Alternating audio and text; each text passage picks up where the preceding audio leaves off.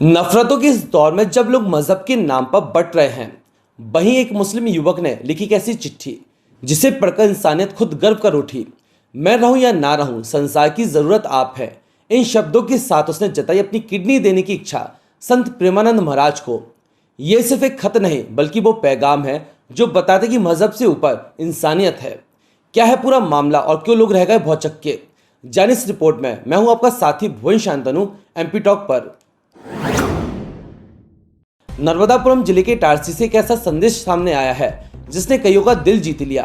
इटारसी के रहने वाले आरिफ खान ने वृंदावन के संत प्रेमानंद महाराज को अपनी किडनी दान करने की पेशकश की है। आरिफ खान ने भावनात्मक पत्र जिला कलेक्टर सोनिया मीणा के माध्यम से महाराज तक पहुंचाया है। साथ ही उन्होंने व्हाट्सएप और ईमेल के जरिए भी अपनी इच्छा जताई है। पत्र में आरिफ ने लिखा कि वे चाहते हैं कि संत प्रेमानंद महाराज की आयु लंबी हो और वे देश में प्रेम, मोहब्बत और कौमी एकता का संदेश देते रहें।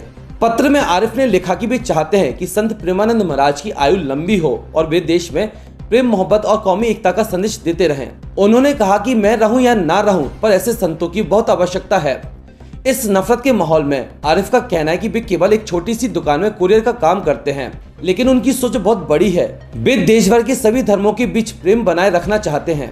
प्रेमानंद महाराज के प्रवचनों को सोशल मीडिया के माध्यम से देखकर आरिफ की श्रद्धा जागी और फिर उन्होंने उन्हें लगातार फॉलो करना शुरू कर दिया। महाराज जब दो मजहब के बीच मोहब्बत और शोहरत की बात करते हैं, आरिफ उसी भावना से प्रसन्न हो उठते हैं। आरिफ का ये कदम न केवल व्यक्तिगत बलिदान को दर्शाता है बल्कि एक मजबूत कौमी एकता का संदेश भी है। उन्होंने अपनी छोटी सी भेंट अपनी किडनी समर्पण के साथ दी है ताकि संत प्रेमानंद महाराज को स्वस्थ जीवन की दृढ़ता मिल सके।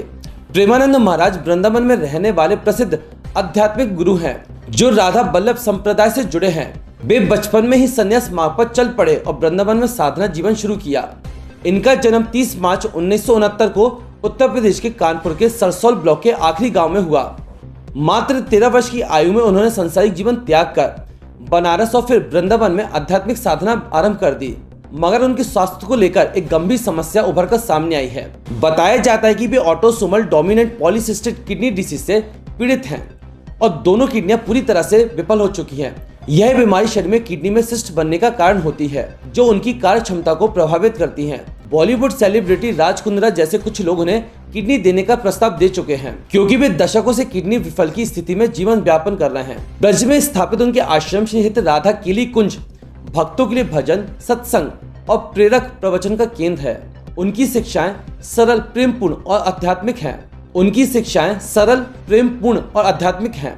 सद्भाव, विनम्रता और ईश्वर भक्ति को आधुनिक जीवन में मार्गदर्शक बनाना उनका उद्देश्य है।